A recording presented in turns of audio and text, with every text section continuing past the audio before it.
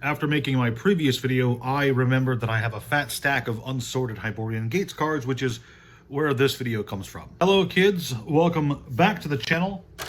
I'm Uncle Frank and I hope that you are having a great day. Now, when we last talked, I was discussing the Hyborian Gates trading card game and how art alone doesn't sell a game. Rewatching that video, I realized that I didn't even talk about the big problem with Hyborian Gates, and that's not it's not the bad gameplay, it's not the bad core mechanics, it's the terrible card quality. Like, this is some of the worst quality control I've ever seen in a card game. There's probably worse that I'm not immediately aware of, modern Yu-Gi-Oh, for instance. But Hyborian Gates really did have absolutely dog shit quality control, which is a bit unfortunate.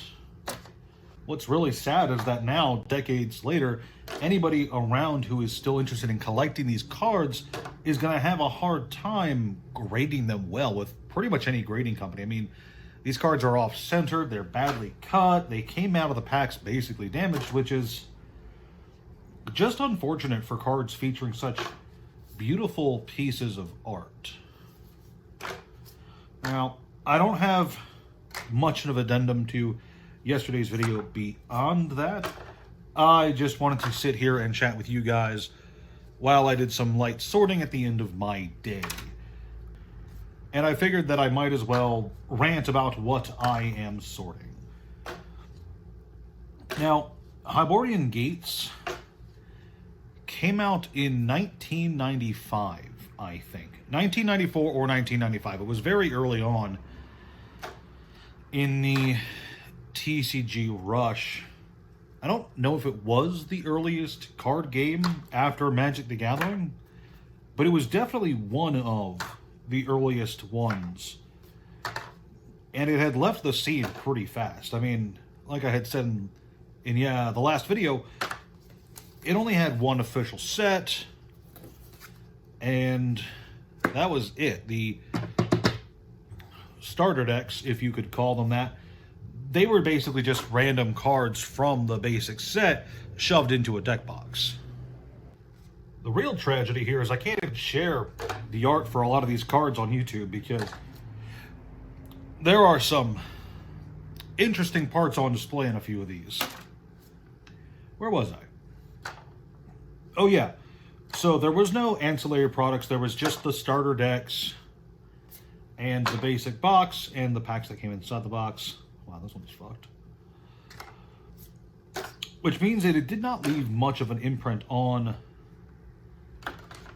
the TCG ecosystem. I wonder how many stores back in the day ended up with just a pile of Hyborian Gates cards on their shelves unsold, and for how long they went unsold. Actually, that's something I'm curious about. If you guys have any, first-hand experience, or maybe you're friends with a game store owner, I'd love to hear about their potential experiences with Hyborian Gates, because I know for a fact that Fallen Empires sat on store shelves for, in some places, 10 years, unsold. Now, for those of you who don't know, Fallen Empires was considered the worst Magic set pretty much ever, up until very recently. And those packs did not sell. Nobody wanted them. Nobody was buying them. And it was kind of infamous as an unsellable product. And even now, even to this day, Fallen Empires is still kind of a failed product. Like, yeah, Fallen Empires boxes are definitely worth more than they initially MSRP'd for, but they're absolutely nothing compared to the sets that came out before and after it. I mean, you can probably get a box of Fallen Empires for, what, $600 maybe? Whereas if you try to get a box of the Dark, which was released within a 3 to 6 month period of Fallen Empires, good luck getting it for anything that sounds affordable. I have no idea what a Box of the Dark is, actually. I would assume a fucking lot.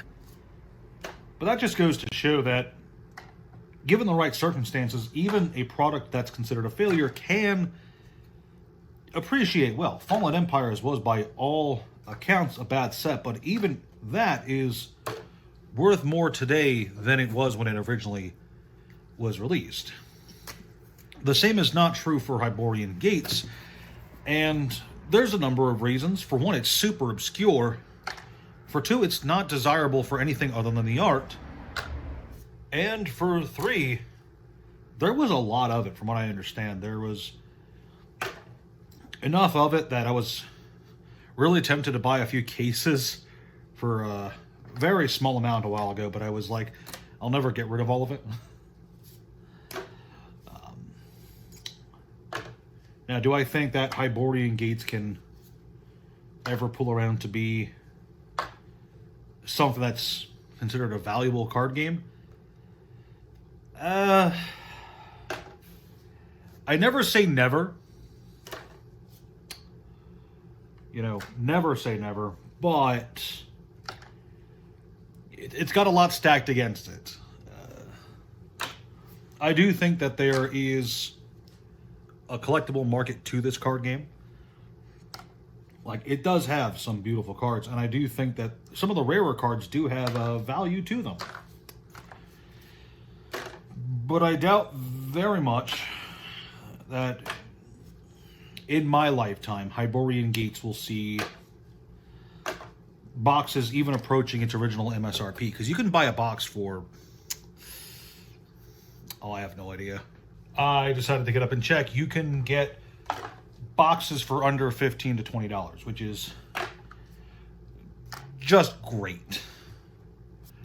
I suppose while I'm sort of on the subject, I should talk about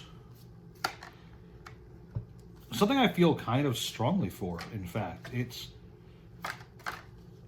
the idea that a failed product is always a failed product. In the collector's world, especially when it comes to things like video games and card games,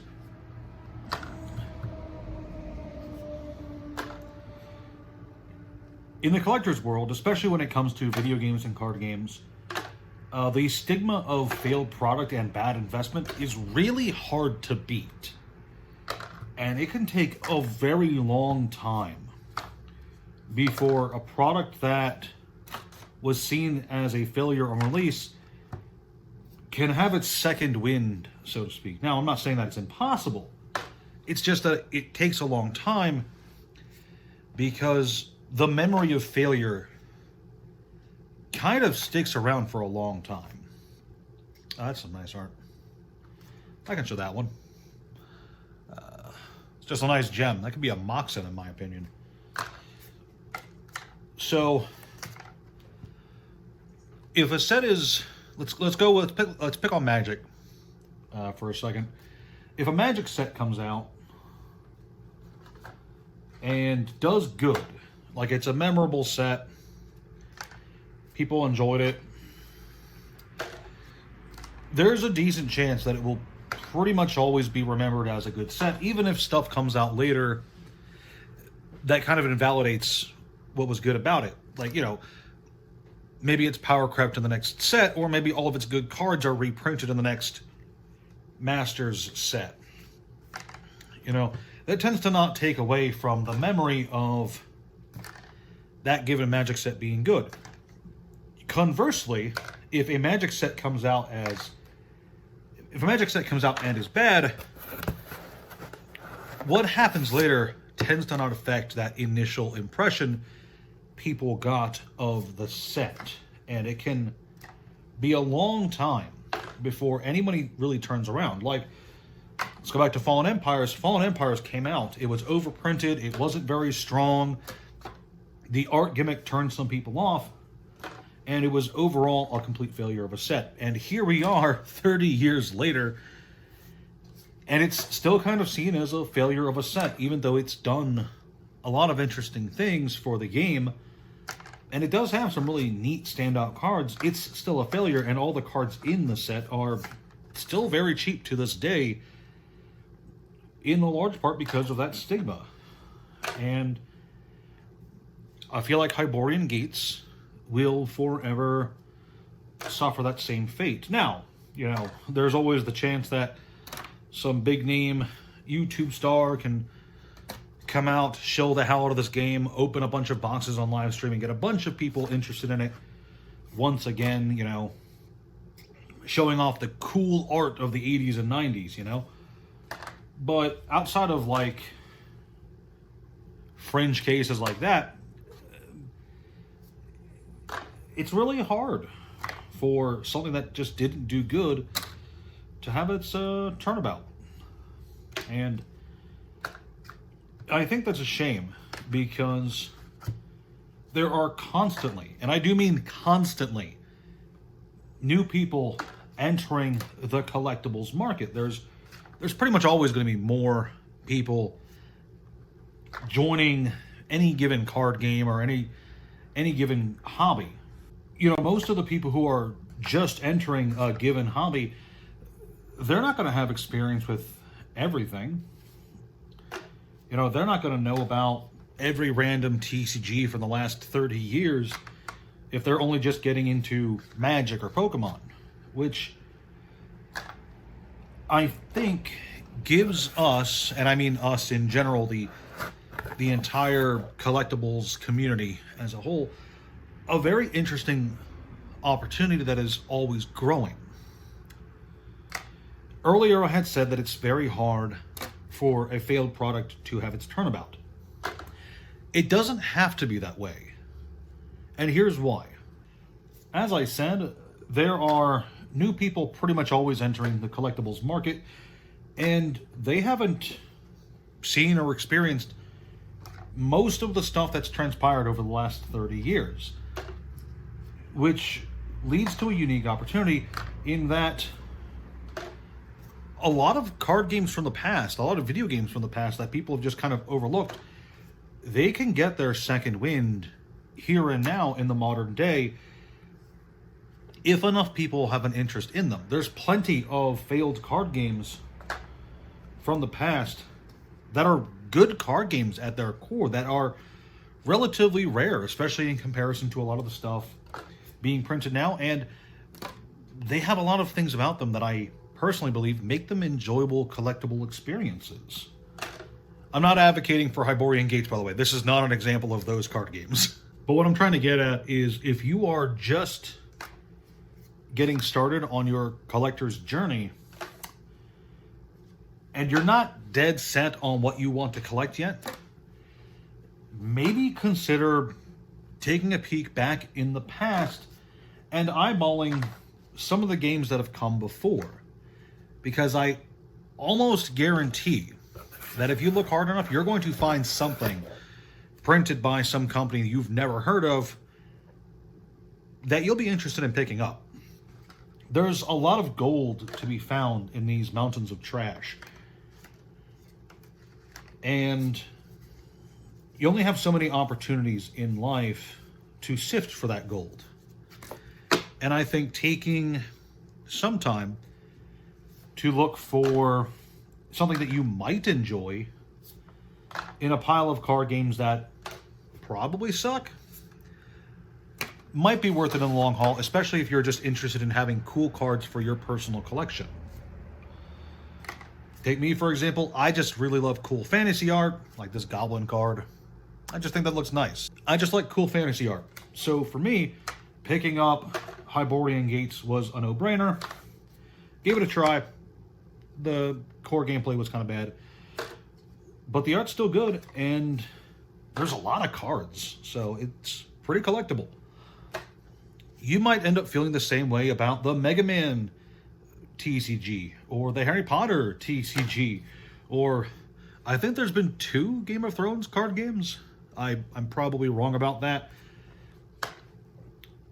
I know that there was a Lara Croft card game from way back when. But I'm sure that if you looked around, you'd find something that you enjoy a lot. And that's really all I'm advocating for here. This entire long-winded rant is just leading up to me saying, go ahead. take a look into the past. You might find something that you really like a lot. And sure, there's an equal chance that you just don't find anything interesting and you waste your time, but that's a risk that I personally think is worth taking some of your time for the chance of enjoyment. That's really all I've got for you kids today. Still got a few hundred more cards to sort through, so I'm going to try to get that done before I head to bed tonight. But yeah, that's kind of it. Thank you for joining me on this little discussion as I do some sorting for the night. If you are interested in an older trading card game, let me know what it is and how you plan to collect it, because there's some really cool ones out there. Other than that, please like, share, subscribe, and all that jazz, and I'll see you kids in the next one. My last video got 15 likes.